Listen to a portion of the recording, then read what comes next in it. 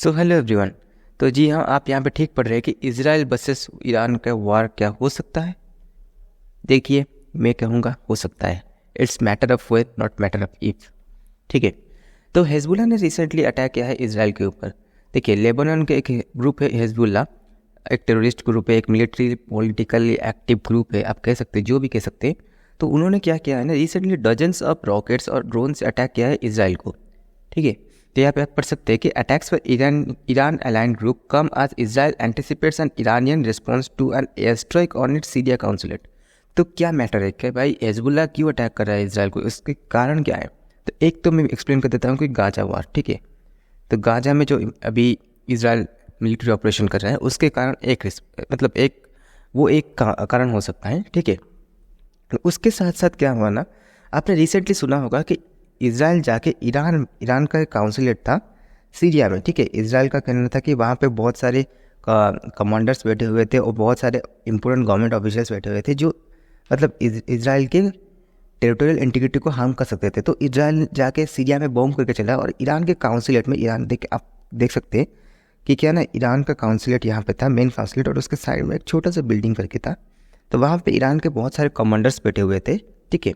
तो वहाँ पे जब जाके इजराइल बॉम्ब कर दिया तो इनके 7 कमांडर वहाँ पे मारे गए। ठीक है। तो उसके रिस्पॉन्स में क्या हुआ ना, ईरान ने कहा कि हम तो अटैक करेंगे। उसके बाद हिजबुल्लाह जो ईरान से बहुत ज़्यादा ही सपोर्ट पाता है, ईरान हिजबुल्लाह को बहुत ज़्यादा ही सपोर्ट करता है।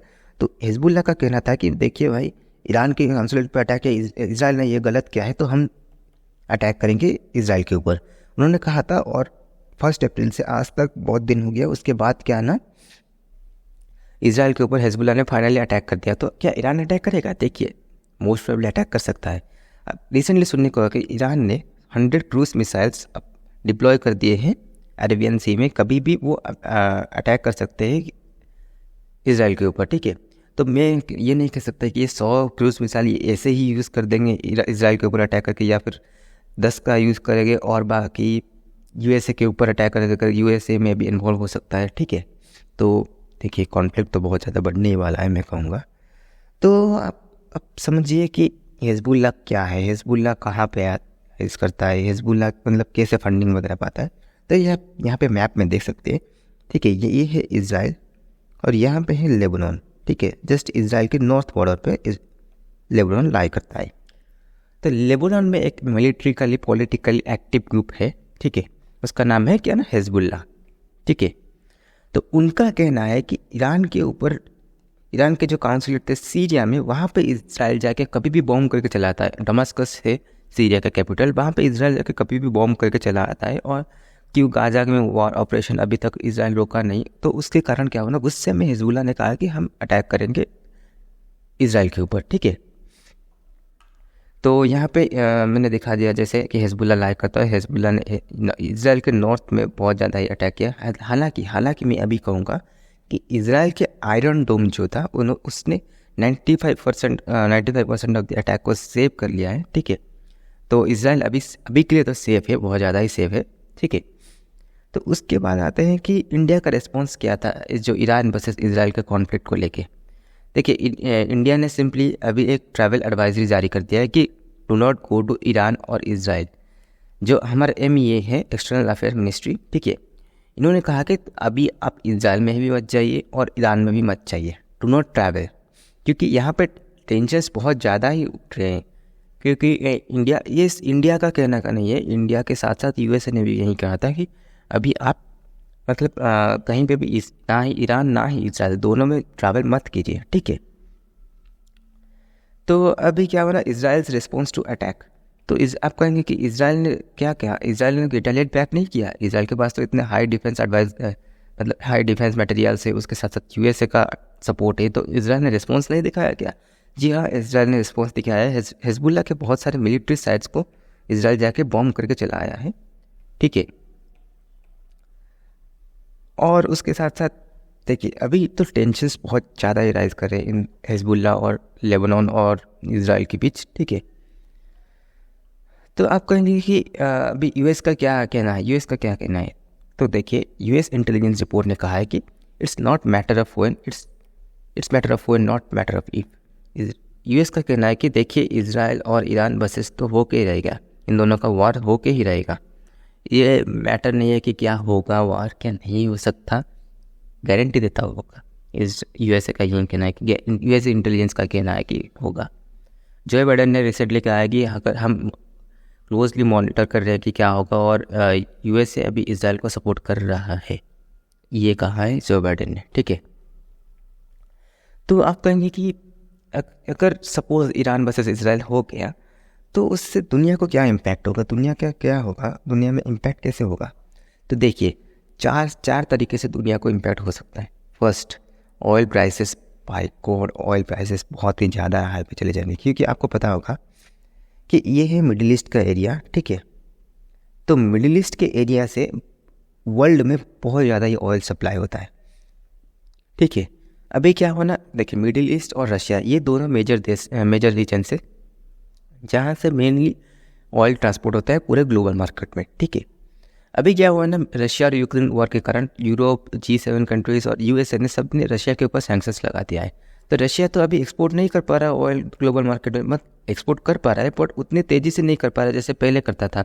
इसके साथ साथ यूरोप अभी डिपेंडेंट हो गया है मोर मिडिल ईस्ट के ऊपर ऑयल एक्सपोर्ट के लिए, क्योंकि और रशिया से वो तो ऑयल थोड़ा खरीद नहीं रही ना, कट कर लिया है उन्होंने, तो वो उसको मैनेज करने के लिए क्या ना वो मिडिल ईस्ट के ऊपर डिपेंड करे। और अगर मिडिल ईस्ट में अभी वॉर हो गया तो तेल कहाँ से आएगा, तेल कहाँ से एक्सपोर्ट होके आएगा, तेल कहाँ से, इंडिया कहाँ से तेल इंपोर्ट करेगा, चाइना कहाँ से तेल इंपोर्ट करेगा। देखिए चाइना तो फिर भी रशियन उनका बॉर्डर है तो वो पाइपलाइन एस्टेब्लिश करके ला सकते हैं, बट यूएस का कहना है कि नहीं आप रशिया से लाइए, और अभी आप वॉर हो रहा है तो आप यहाँ से भी तेल एक्सपोर्ट नहीं कर सकते। तो भाई गॉड ये तेल का प्राइस बहुत ज़्यादा ही बढ़ेगा, और ये आम आदमी के ऊपर अफेक्ट करेगा, क्योंकि देखिए अभी तेल का प्राइस है $100 से $110 के बीच अभी पर बैरल सेल हो रहा है। अगर इजराइल वर्सेस ईरान वार और मिडिल ईस्ट पूरा एंगेज हो गया, रीजनल कॉन्फ्लिक्ट हो गया, तो क्या होगा ना, जो ये तेल के दाम है ये मोस्ट प्रोबेबली $150 तक भी पहुंच सकते हैं, या फिर $200 तक भी पहुंच सकते हैं। वर्ल्ड बैंक का एक रिपोर्ट आया था, उन्होंने कहा था कि अगर मिडिल ईस्ट में वार होगा तो $150 तक भी तेल का प्राइस पहुंच सकता है। तो ये तो आम आदमी के ऊपर इम्पैक्ट करेगा ना, आपके और मेरे जीवन पे इम्पैक्ट करेगा, क्योंकि जो तेल का प्राइस अभी पर लीटर 110 रुपीज़ है वो इंक्रीज होकर सडनली इंक्रीज होकर 130 140 हो जाएगा, ठीक है। ये एक चीज़ है। उसके साथ साथ स्टॉक मार्केट क्रैश, अभी आपने देखा होगा कि इस अमेरिकन स्टॉक मार्केट कैसे क्रैश कर गया जब सुनने को आया कि हिजबुल्लाह अटैक कर दिया इजराइल के ऊपर। एक मतलब हिजबुल्लाह अटैक करने से अमेरिकन स्टॉक मार्केट डाउनफॉल में आ गया पूरा। आज अमेरिकन स्टॉक मार्केट पूरा रेड में, मतलब डाउन में बंद हुआ है, ठीक है। तो ये एक टेंशन है कि स्टॉक मार्केट क्रैश हो सकता है। उसके बाद ना फियर ऑफ रीजनल वार, आपने देखा होगा यहाँ पे कि अगर मैंने जैसे यहाँ पे कहा कि इजराइल और लेबनान के बीच चल रहा है, इजराइल और गाजा में यहाँ पे चल रहा है, तो धीरे धीरे अगर ईरान इन्वॉल्व हो गया तो यहाँ पे गोलन हाइट्स, जो सीरिया के गोलन हाइट्स पे जगह है जहाँ जिसे अभी इजराइल ने कब्जा कर लिया है, तो वहाँ पे भी रशियन सोल्जर्स आके बैठे हुए, तो रशिया भी में भी इनडायरेक्टली और डायरेक्टली इन्वॉल्व हो सकता है। उसके बाद अगर ईरान इन्वॉल्व हो रहा है, उसके बाद उसके अलाइज भी इन्वॉल्व हो सकते हैं, सीरिया भी इन्वॉल्व हो सकता है, जॉर्डन भी इन्वॉल्व हो सकता है, ठीक है। तो ये वार ना एक रीजनल कॉन्फ्लिक्ट में परिवर्तन हो जाएगा। और जैसे पहले मिडिल ईस्ट वार हुआ है, वहाँ पे कितने सारे लॉसेस हुए हैं आपको पता होगा, तो यहाँ पे भी बहुत सारे लॉसेस हो सकते हैं। मतलब इन्फ्लेशन बाय गॉड, जैसे अगर तेल का प्राइस बढ़ा ना, तो जैसे कंट्रीज़ लाइक पाकिस्तान और टर्की, ठीक है, तो यहाँ पे क्या होगा ना, तेल के दाम के साथ साथ और बाकी चीज़ों के भी दाम बढ़ जाएंगे, क्योंकि यहाँ पे ऑलरेडी इन्फ्लेशन 20 से 30% के अंदर चल रहा है। टर्की में तो बीच में इन्फ्लेशन 40% तक पहुँच गया था, ठीक है। और इन सारे देशों को क्या होगा भाई, यहाँ पे तो आम आदमी बस पैसे देते देते मर जाएगा, ठीक है। उसके बाद क्या हुआ ना, जो स्ट्रेट ऑफ हॉर्मोज को ब्लॉक कर सकते हैं। स्ट्रेट ऑफ हॉर्मोज क्या है, देखिए यहाँ पे एक न्यूज़ आर्टिकल देखिए, ईरान रिवोल्यूशनरी गार्ड सीजेस एक container ship near straight of Hormuz amid tensions with Israel, ठीक है। आप देखिए यहाँ पे स्ट्रेट ऑफ हॉर्मोज क्या है, ये है पर्शियन गल्फ, और यहाँ से जो स्ट्रेट जाता है इसको कहते हैं स्ट्रेट, जाके ये अरेबियन सी में मिलता है, ठीक है। तो इसी को कहते हैं स्ट्रेट ऑफ हॉर्मोज, ठीक है। तो ईरान का कहना है कि देखिए यहाँ से क्या होता है ना, सऊदी अरेबिया के बहुत सारे पोर्ट से यहाँ से ये ऑयल एक्सपोर्ट करते हैं पूरे वर्ल्ड को। कतर से भी यहाँ पे ऑयल जाता है पूरे वर्ल्ड को, यूएस से भी यहाँ से ऑयल जाता है पूरे वर्ल्ड को, ठीक है। अगर ये स्ट्रेट ऑफ हॉर्मोज को ईरान बंद कर देगा ना, ईरान सपोज यहाँ पे स्ट्रेट ऑफ हॉर्मोज को बंद कर दिया, तो यहाँ से जो ऑयल एक्सपोर्ट होते हैं तो वो तो नहीं हो पाएंगे। सपोज सऊदी अरब आपका कितने अच्छे से, तो यहाँ सऊदी अरब यहाँ से तो एक्सपोर्ट कर सकता है। देखिए सपोज 2 पोर्ट है सऊदी अरब के, एग्जाम्पल भी कह रहा हूँ, अगर 2 पोर्ट है, एक इधर और एक इधर, और अगर इधर का साइड सपोर्ट पोर्ट बंद हो गया तो इधर के साइड के पोर्ट के ऊपर प्रेशर आएगा ना, ठीक है। तो सऊदी अरब ऑयल एक्सपोर्ट कम तेज़ी से कर पाएगा। उसके साथ साथ कतर, यूएई, ये सब ऑयल एक्सपोर्ट कैसे करेंगे? Straight of Hormuz is a very important part for the global politics. Okay, तो यही था पूरा टॉपिक कि अगर हिजबुल्लाह ने कैसे इजराइल के ऊपर अटैक कर दिया, अगर ईरान अटैक करेगा तो क्या होगा। तो अगर फ्यूचर में कुछ रिपोर्ट्स आएंगे तो मैं आपको करंट अपडेट दे दूँगा, ठीक है। Thank you. जय हिंद, जय भारत।